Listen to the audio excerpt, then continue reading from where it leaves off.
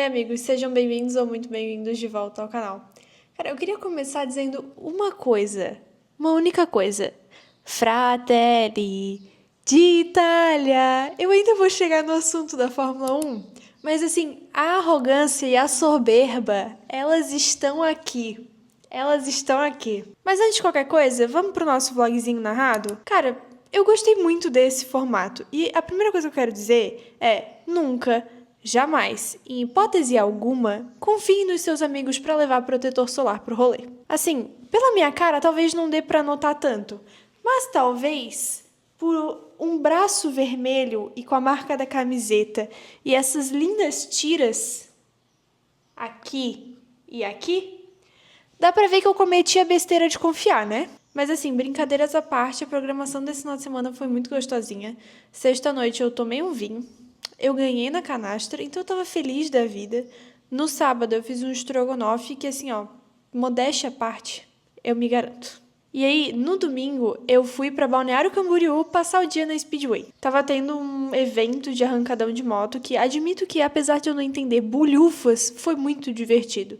E no mesmo lugar tem vários outros eventos, tanto de carro esportivo quanto de drift, e eu admito que eu tô doida pra ir já. E assim, pra quem não conhece Balneário Camboriú, na viagem, tanto de ida quanto de volta, a gente veio brincando de que era Porsche Day, de tanta Porsche que se passou pelo meu amado Onix. Pra quem curte esse tipo de evento, eu recomendo bastante, gostei bastante, mas assim, levem protetor solar, porque eu tô com uma testa nova e um nariz novo também. Falando de coisa boa, esse final de semana foi intenso na Fórmula 1. Eu admito que estava bem cansada do caos completo que foi a semana passada, então assim, apesar de eu ter acompanhado o final de semana todo, eu sinto que a minha cabeça simplesmente assim, não conseguiu absorver ou reter de fato a informação ou processar, enfim. Na sexta-feira, no TL1, a FIA fez teste de pneu novo, que gerou um certo rebuliço.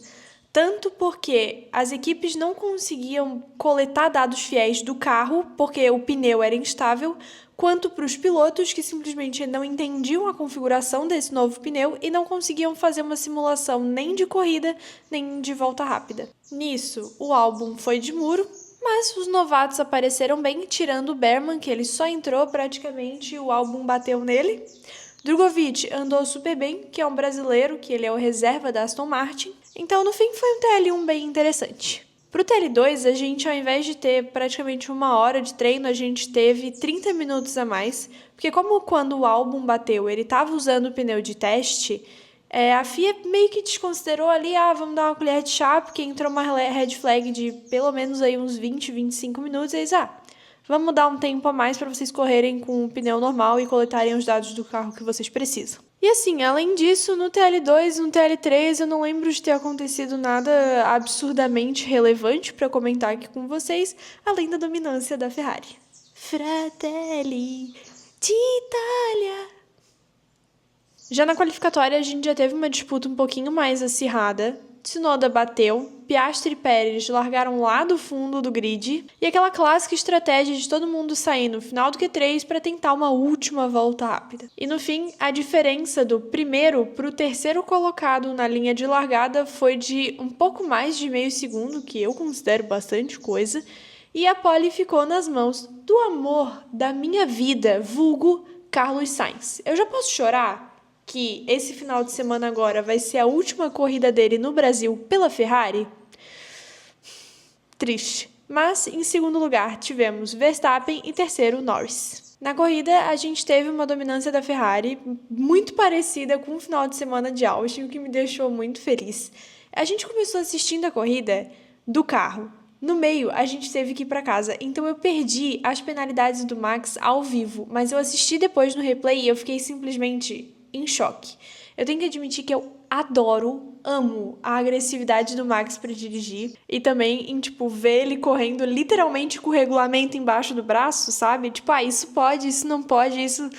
É muito bom, é muito, muito bom. É assim, a pessoa que usa o jogo a favor dele é o Max. Tanto o Carlos quanto o Verstappen largaram super bem, diga-se de passagem. Só que antes do final do primeiro setor, o Max já tinha ultrapassado, porque não adianta, o cara é um demônio na pista. Só que, logo em seguida, o Albon e o Tsunoda bateram, o que acionou o safety car e deixou o Carlos bem pertinho do Max na relargada. Só que assim, o Verstappen já estava reclamando para a equipe que ele estava sem potência para manter o carro na corrida e a equipe estava com muita dificuldade em administrar ali a questão do pneu duro. Tinha alguma coisa que estava fora de equilíbrio. Então daí, Sid foi de novo para a segunda posição e veio o Lando para brigar com ele. O Max definitivamente não está facilitando para ele.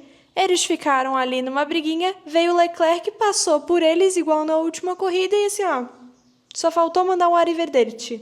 Tchau. Max, como eu já disse, sem ritmo nenhum de corrida, não estava conseguindo segurar muito o Lando, e aí foi por isso que ele simplesmente jogou ele para fora da pista, tomou os 20 segundos de penalidade, 2 vezes de 10, e terminou a corrida em sexto. Com o Verstappen praticamente fora do jogo, o Lando foi correr atrás da segunda posição, que naquele momento estava com o Leclerc. Chegou o momento, cara, menos de 10 voltas para o fim, o Leclerc deu uma rabiada legal, teve que frear, porque senão ele ia bater e ia, sair da corrida. E aí terminou Leclerc em terceiro, Lando Norris em segundo e Carlos Sainz venceu o GP do México. Eu tenho que admitir que eu tô muito feliz que a gente teve mais um final de semana sem nenhum silêncio ferrarista. Além dessa briga lá na frente, a gente teve no final da zona de pontuação uma briga entre Lawson e Pérez, que foi bem interessante, e uma interna da Mercedes, que o Hamilton, depois de patinar legal, finalmente conseguiu passar o George, faltando o quê? 10, 12 voltas para acabar a corrida. Mais ou menos por aí. Depois dela e tudo mais, o Carlos deu uma declaração digna de um desempregado. Ele simplesmente não tem nada a perder, ou muito menos a perder, do que os outros. Então ele está lutando muito pelo campeonato de pilotos. Não necessariamente para ganhar, porque pela quantidade de pontos que a gente ainda tem para serem distribuídos ele não ganha, mas o que ele puder subir na tabela, ele vai. E foi isso, uma quase dobradinha da Ferrari e um final de semana muito gostoso. Agora, eu vou fazer um cafezinho e eu quero contar para vocês qual que foi a minha experiência, porque eu finalmente terminei de ler Um Veneno Doce e Sombrio. Já vem.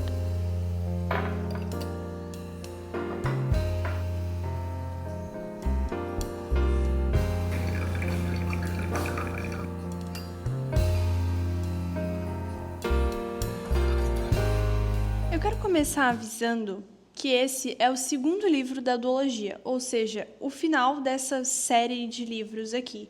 Então, como eu quero trazer um breve resumo, só para contextualizar vocês da ideia do livro, talvez tenha alguns spoilers do primeiro, mas eu estou evitando num geral. O segundo livro ele começa imediatamente depois do término do primeiro, assim, se tem ali um gap de tempo, ele é muito pequeno. E a gente tem uma trama um pouco maior, então ela agrega um pouco mais, a gente tem uma aparição maior dos deuses, de outras regiões do Império e tudo mais. Então ela fica um mapa um pouco maior. A Ning, que ela é a nossa personagem principal, assim como no primeiro livro, ela começa a ter uns sonhos diferentes, que é como se ela estivesse dentro da transmutação. Por ela ter uma afinidade muito grande com a magia, quando ela tem meio que se conectar com outra pessoa através do chá dela, basicamente ela vai para esse outro universo. É como se fosse um mundo entre a consciência da pessoa e o mundo real. Não tem uma explicação específica para transmutação no livro, mas é mais ou menos isso. É como se fosse um universo ou um mundo entre a consciência da pessoa, os deuses, assim, um negócio meio como se fosse um véu comunicacional. Então, não vou saber explicar exatamente o que é,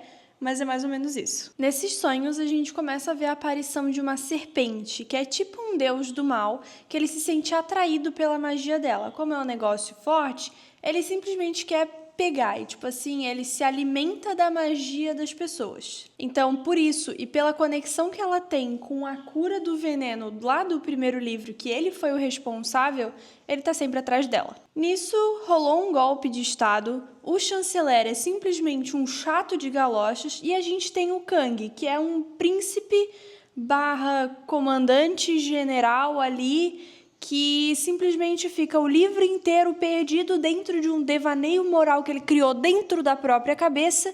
E assim, só por essa breve descrição, acho que já deu para entender de que a minha experiência lendo esse livro foi frustrante. Eu levei 3 semanas para conseguir ler esse livro porque ele simplesmente não me prendeu. Muito diferente lá do primeiro livro, que a gente tem uma política perfeita, a gente tem, assim, um detalhe na magia, a gente tem um romance se coisando ali junto, a gente tem uma trama bem intrincada. Isso se quebrou inteiro no segundo livro. Tipo assim, desde quando um chanceler manda num príncipe? Já começa a não fazer sentido aí. O romance simplesmente foi quebrado, o devaneio moral que não chega em lugar nenhum, e na verdade no lugar que chega simplesmente te passa um monte de ponto de interrogação na tua cabeça, e o clímax do livro que simplesmente se desenvolve em assim 2, 3 capítulos, eu diria umas 40 páginas no máximo. Que isso aqui virou Blade Runner, que em 5 minutos tu tem a solução pro mundo inteiro? Ah, eu fiquei assim, ó, irritada. Quando eu terminei o livro, eu fiquei tipo... Por que eu tava tão ansiosa pra ler ele? Não faz o mínimo sentido. Enfim, dei 3 estrelas, porque ele não é um livro de todo ruim, só que foi uma experiência muito frustrante por conta dessa quebra muito grande na narrativa. Parece que a autora escreveu com pressa. Foi o que eu tive. Ao invés dela construir a história, ela, sei lá, conseguiu até me dar uma desanimada do primeiro livro, sabe? Que eu favoritei. 2 ótimas comparações para vocês aqui é Blade Runner, que nem eu comentei antes, que simplesmente o clímax se desenvolve em 5 minutos, e a mesma experiência de O Grande Jogo, da série de jogos de herança, que simplesmente não chega a lugar nenhum, o romance não se desenvolve direito e fica por ali mesmo, sabe? A história inteira caiu por terra. Só que diferente de Jogos de Herança, esse é uma duologia e já acabou. Então não tem nenhuma chance de melhorar. Bem, amigos, é isso. Espero que vocês tenham gostado do vlog. Me contem o que vocês acharam dessa corrida. O que vocês estão esperando para a corrida agora de São Paulo, que começa amanhã, porque eu estou gravando esse vídeo na quinta-feira. E se vocês já leram algum desses livros também, pelo amor de Deus, eu preciso compartilhar experiências sobre e reclamar um pouco com gente que leu. Então é isso. Um beijo, até o próximo vlog.